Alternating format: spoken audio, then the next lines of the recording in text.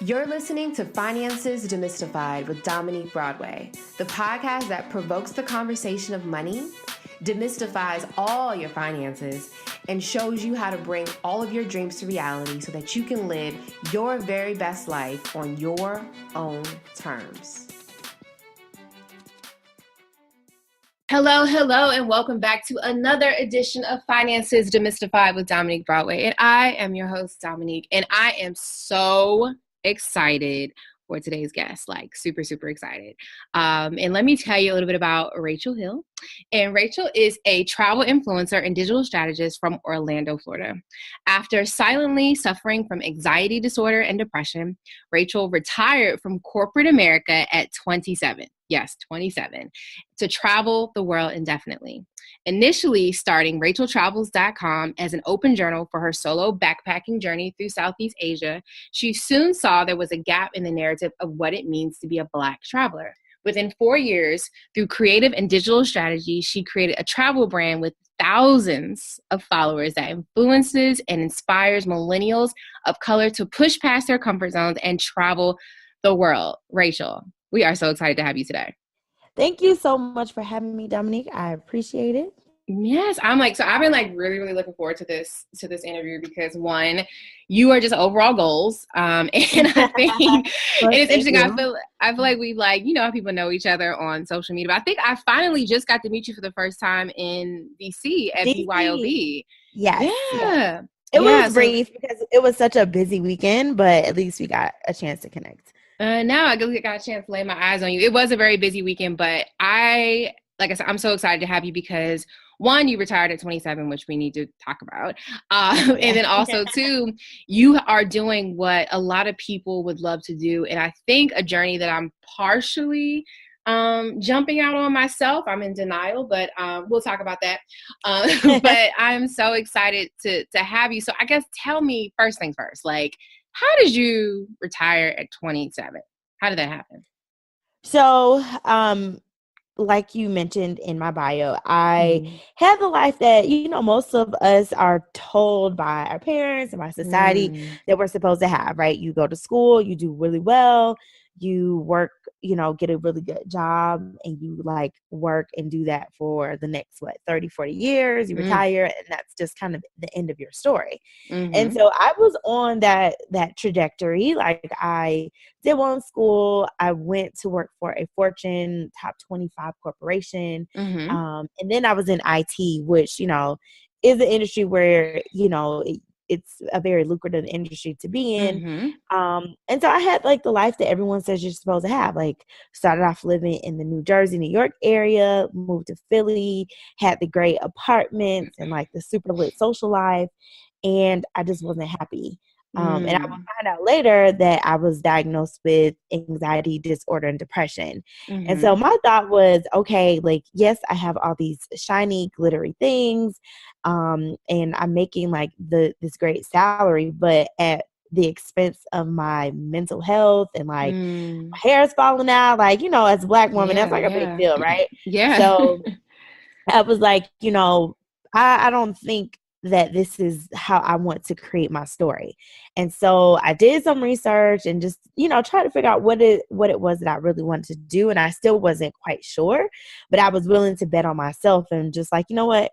Corporate America is not about to kill me, or at least not where I am in my life right now. So I just decided to leave my very comfortable life and just retire.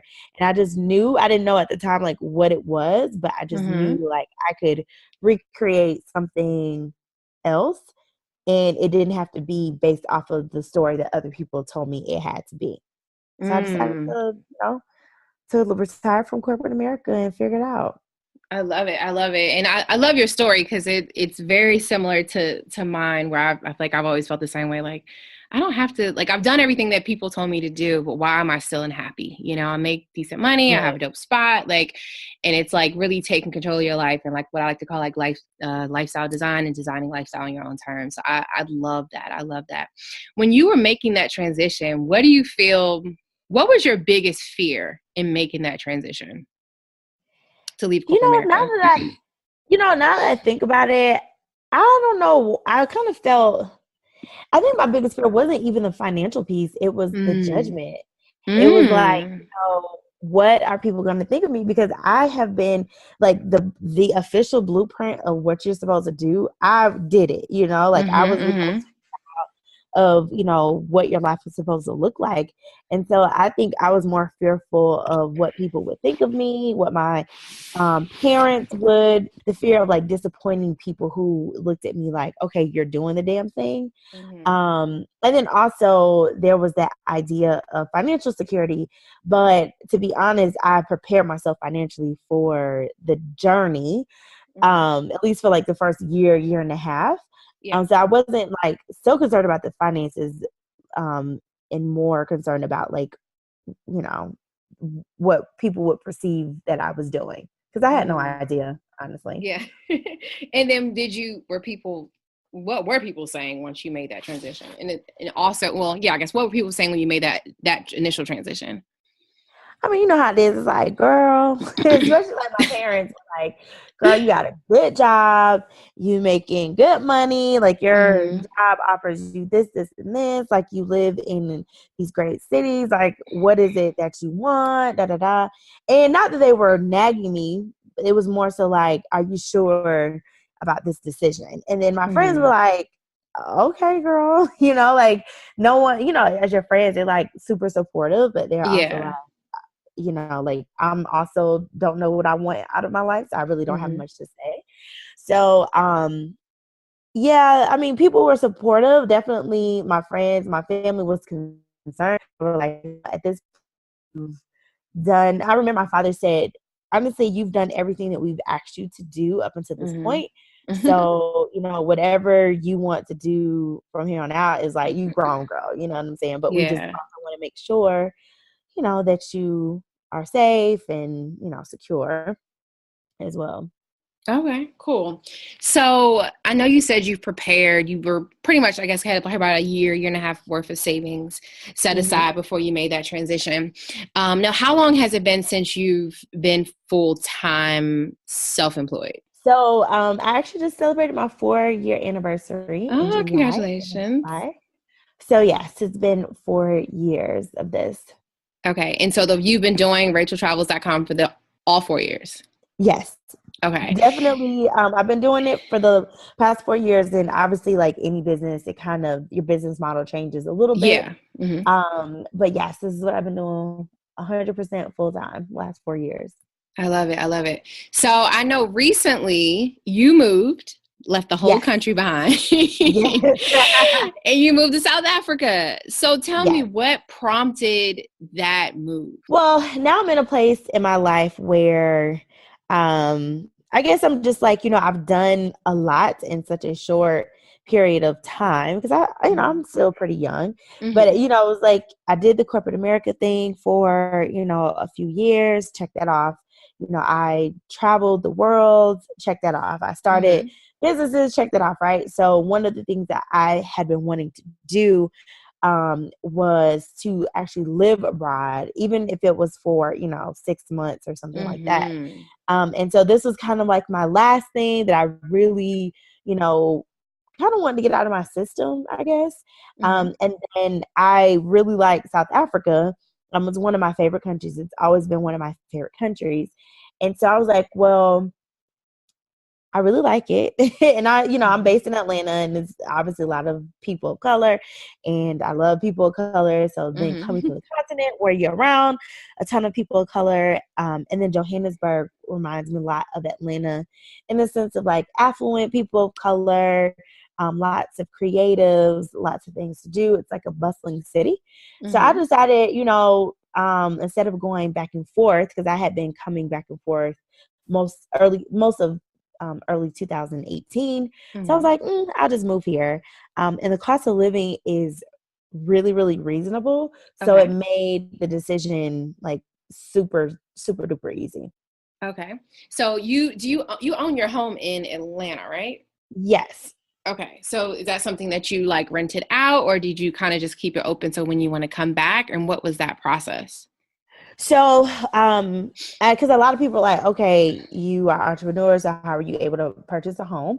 Mm-hmm. And because we are on a financial podcast, what I was able to do is, when I was in corporate, I had a lot of investments, and one of Mm-hmm. them was, I would say, I had a 401k, in Mm-hmm. which after I left corporate, I rolled it over into an IRA, Okay. and then from there, I was able to leverage that to purchase my first home. So I Great. know a lot of people are just like, okay, like how does that work? So that's one way that you can do it. Mm-hmm. So I leveraged that to purchase my first home, and it was kind of like move-in ready. And so Mm-hmm. from there, because I travel so much, I put it on Airbnb. Oh, great. And I put it on Airbnb just thinking, at least that'll kind of subsidize the mortgage portion, but it's been doing so well that at a point I was almost homeless because, the house was, booked out, which is like Mm-hmm. an amazing problem to have. I'm definitely Yeah, not yeah. complaining. So that, stream of income has really helped. So when I am home in Atlanta, I'll just have to actually book my own house out. But that's what I do with my home in Atlanta. So instead of it becoming like a home, it kind of became another business and an Yeah. investment opportunity. So which also helps me, to live here comfortably in South Africa. I love it. Wow, that's awesome. So now you got your Airbnb going on, which is basically like a whole nother business, which is great. Yeah. And so when you made this transition to Johannesburg, what did that look like? I mean, I guess because everything was already covered with your house, which is great. So how did you, find an apartment? Was it, were you able to find an apartment in the location that you wanted based on, I guess your budget? And then my second question is about like banking. Like, do you have a bank Mhm. there? Are you banking here? Like, what does it look like when you're living abroad? Yeah, so the one thing that I did, which I would highly recommend to people who are considering moving abroad or who have made the decision and not sure like where do you want to live. Mm-hmm. I actually booked an Airbnb here for a week, and I Mm-hmm. decided like as soon as I get here, I have like I think it was actually maybe like 8 days. So I was Mm-hmm. like, you know what, I'm giving myself a solid week to figure out where I want to live. Like I had a budget and I wrote down everything I wanted. So I Mm-hmm. manifested like I only want to pay legit. I was like, I only want to pay 550, like $550 a month. That's the most I'm Ooh, willing to pay. that's good. Yeah. I know. I was like, that's the most I want to pay. And I wanted to include, all of these things like Wi-Fi and, all of Mm-hmm. that stuff. Right. So and then I was like, obviously, I want to stay in like a neighborhood where I'm able to walk because I don't have a car here. So, I want to be able to walk to coffee shops and restaurants and different things like that. So I just Mm-hmm. kind of wrote down what it is I wanted. And luckily, Mm. because I had been coming back and forth, I had a few friends that I could, reach out to and ask, what were their suggestions for different neighborhoods. And then I also got Mm-hmm. on Facebook and joined some Facebook groups and, figured out what sort of areas offered what I wanted. And then being here on the ground, I was able to, take some Ubers, which Uber is really inexpensive here. Okay. So take Uber to different neighborhoods and see, if I like the vibe, that they have what I was looking for. And then from there, I found a website that's kind of like our version of Craigslist. Mm-hmm. And I was able to find a couple places on there and then see them for myself. And I got exactly what I wanted. And I actually pay like $100 less than what I initially said my budget was. So Wow, that's I amazing. know. And it's so And I interesting have how a you cleaning can you lady. can live larger sometimes overseas than you can here. Absolutely. Like Yeah. I think I pay, the South African rand has dropped in value. So now the Mm-hmm. dollar is like today it's like $1 to 14.65. Mm. So my rent is kind of like dropping, but it's amazing because I'm paying like 400. I think last time I calculated was like 417 a month. Mm-hmm. And then we have a cleaning lady that comes twice a week and a gardener and like unlimited Wi-Fi and like all of these things. I'm like, I would never ever be able to get Mm. all of this stuff, for under $500 a month at home and still be able to walk to the coffee shop and meet people there and go to dinner and Yeah. have those experiences. Wow, that's awesome. Yeah. Okay. I feel like I'm about to relocate there as well. So tell me, what about, so like even like banking, like do you still bank here? Like how do you pay your rent there? Are we Venmoing over there? Like what does that even look like? So initially I've been here for 3 months. So the first month and a half, it was a lot of like taking out cash, redepositing, and it was very like annoying and just, a little stressful. Mm-hmm. However, South Africa in particular has a very sophisticated banking system, Mm-hmm. and especially their ATM system. So a lot of people actually don't carry a ton of cash. Like you can pay your bills through the ATM. You can like do everything via the ATM and via the apps on your phone. Like they're very secure and a lot more sophisticated than what we have at Mm-hmm. home. So I was actually able to get what's called a non-resident account Okay. here in South Africa. So there's the bank called FNB that I think you just had to show them like a lease agreement and like your passport or something like that, and Mm-hmm. then you're able to set up a non-res account. Now there are certain limitations to it. So as an example, I hooked up my U.S. bank as like an international transfer, like an Mm-hmm. EFT to my South African bank, which it was fine, like it worked, but I had to show proof to my South African bank, why I had to like give them proof and like an explanation on why I sent myself that much, where it came from, etc. So it wasn't really that big of a deal. I just was like, hey, I sent myself money from my own bank account. So it's not a huge deal, but there are like a few things that you could do, and you can only up to certain amounts. There's like a few limitations, but Mm-hmm. it's not so limiting that you're not able to pay bills and different things like that here. So having that makes life like 100 times easier here. Wow, that's so cool. And you don't have a car or anything there. You just kind of Uber around because you said it's inexpensive to Uber, right? Yeah, it's like the most I pay in Uber is like $7, and that's for like a 20-minute ride. Wow, that's good. That's very good. Yeah. So, as you were preparing to move, I guess, it helps that, well, I guess there's a couple ways for people to kind of move overseas. I know some people are like, well, she has her own business, which is like Rachel Travels. So basically your business is like about you traveling anyway. But obviously that helps. But for other people, if you're thinking about moving abroad, I mean, there's ways that you could even start your own company, or in addition Mhm. to that, even asking your job to work remotely. So one of the other questions I Absolutely. had, because you obviously, like I said, your company is based on you traveling, so it just works. But have you had any pushback, being that you are in South Africa now, with any of your projects, or like has it affected your business at all? No, it hasn't affected my business. I would say the only impact is on me physically because Mm-hmm. I'm about 6 to 9 hours ahead of my people and my clients in the Yeah. States. So, I have to stay up a little later to, hop on calls and do Mm-hmm. things like that. But it's not like so inconvenient because I just at least try to make sure it's up, before midnight so I can get some Mm-hmm. sleep. So it's not terrible. It's just, making sure I'm in a quiet place or I'm at home. So I'm able to concentrate in, different things like that. So obviously sometimes, if it's 10 o'clock, I may still be out at dinner having drinks or something like that. So that's like the only minor inconvenience. But, you know, other than that, it hasn't impacted my business at all.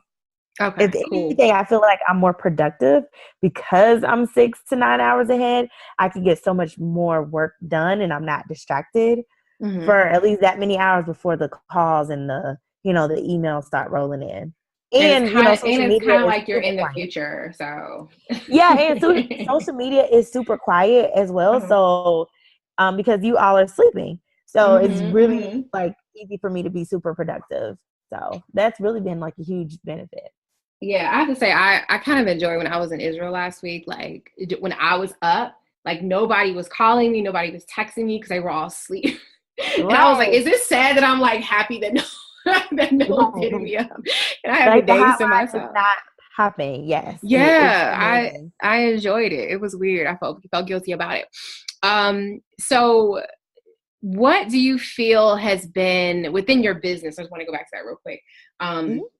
Kind of like maybe the big shift or change in your business that allowed you to kind of be able to make the money that you need um, to live this life on your own terms. I'm sure it took you a while to get it to a point where it was something that's sustainable that you could manage from anywhere in the world, right?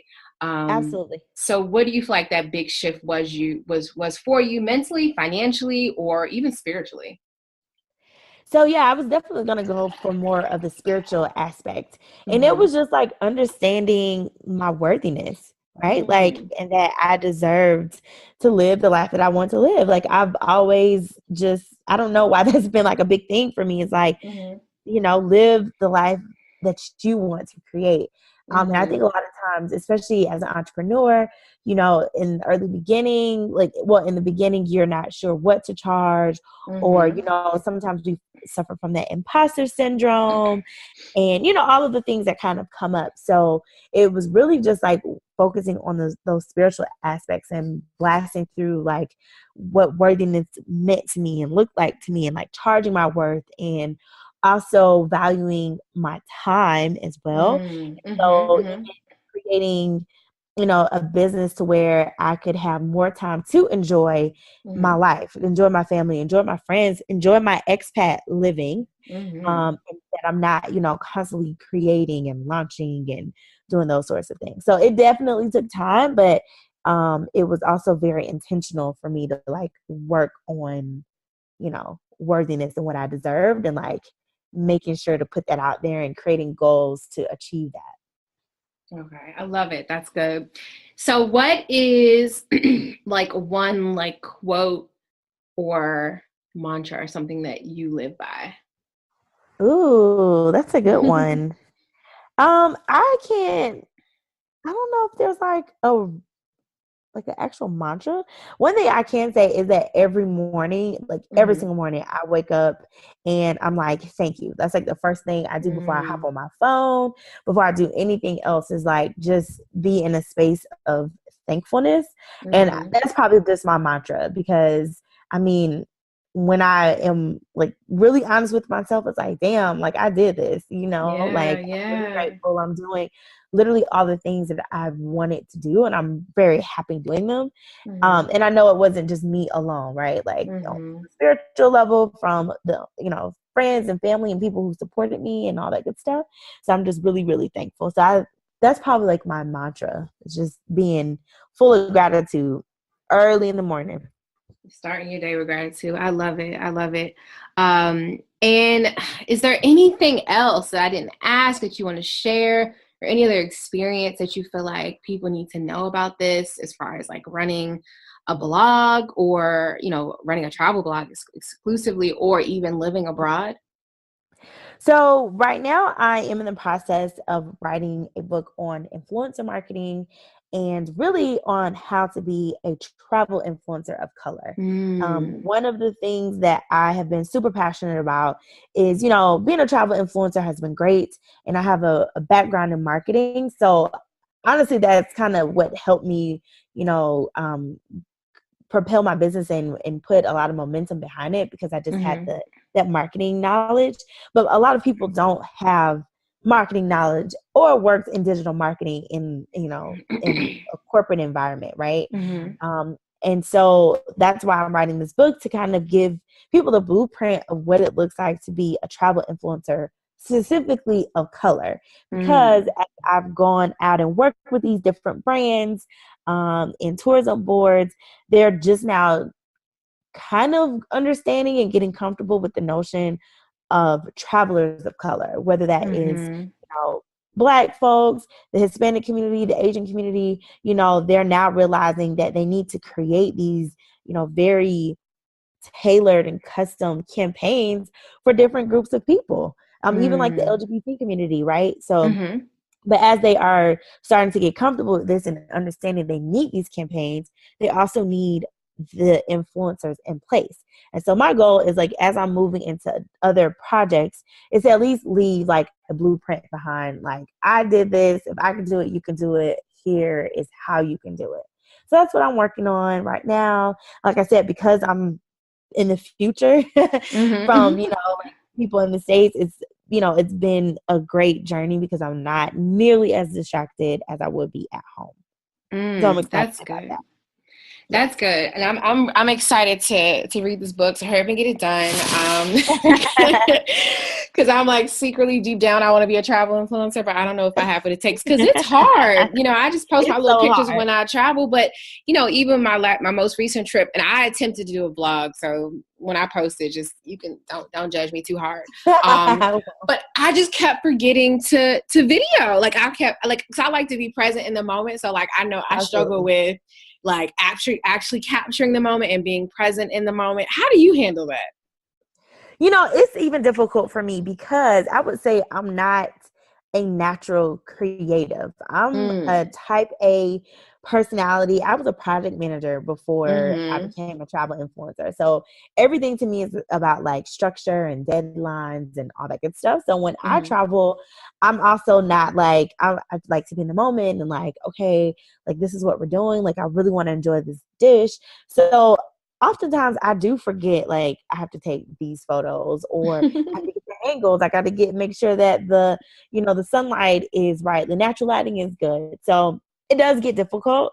But as I've been doing it for so long, I just, okay, like before I start eating, let me take this picture or Mm-hmm. whatever.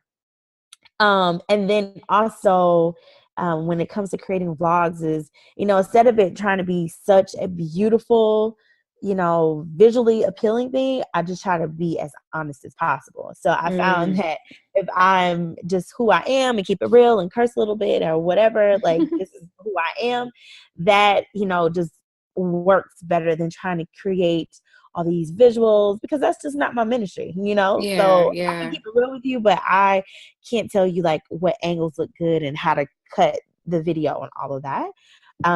So yeah, it can be hard, but you just kind of have to find what works for you and what feels good for you, and people will resonate with that.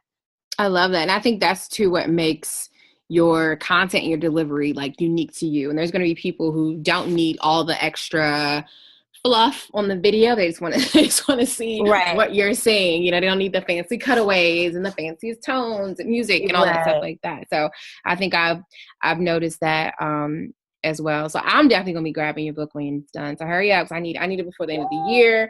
The pressure is on now, Dominique. Okay, cool. Yes, please, please, please, please. I just started my travel journey. I just put everything in storage as of the Friday before last. So everything is Oh, officially, congratulations. yeah, thank you. Everything is officially in storage. But I technically do not have a home because I had sold my condo back in December 2017. So Wow. I was gonna buy some investment properties in Houston, but I said, you know what? I'm gonna just wait because I'm not ready. I'm just not ready. I'm not in the mindset where I want to jump into anything else just yet. So I am Yeah. traveling the rest of the year. I do not have a home, but I got a couple bags, and I'm Welcome, just sis. Welcome to my life. yeah. So I'll be hitting you up for some advice. And like I said, I definitely am probably gonna try to come to Johannesburg because it's always good when Yeah, you know come someone through. there. Anything else before we wrap up? No, I appreciate you having me on here. This has been so much fun. So I appreciate you for even considering me to come on your Of course. Girl, you know I'm a fan. podcast. Well, for everybody else, please make sure you go and check out Rachel Hill at racheltravels.com. She's also Rachel Travels on Instagram. She has really awesome vlogs as well, even on IGTV. And just following her on IG is just good to see her whole life because it's so different than what we're doing over here in the States, which I think is super refreshing. So definitely make sure you log on, like I said, to her website and follow her IG so we can all know when this book is released, so we can all get our sponsored travel on goals. Yeah, body Um, roll. exactly. Well, thanks again, Rachel. We'll be talking very soon. And yeah, thanks again. Okay, thanks. Awesome. Enjoy your day. Well, that's another episode of Finances Demystified with Dominique Broadway. Make sure you check out the show notes so you can get the link to Rachel's website at racheltravels.com. And I will see all of you soon. Have a good one. Bye.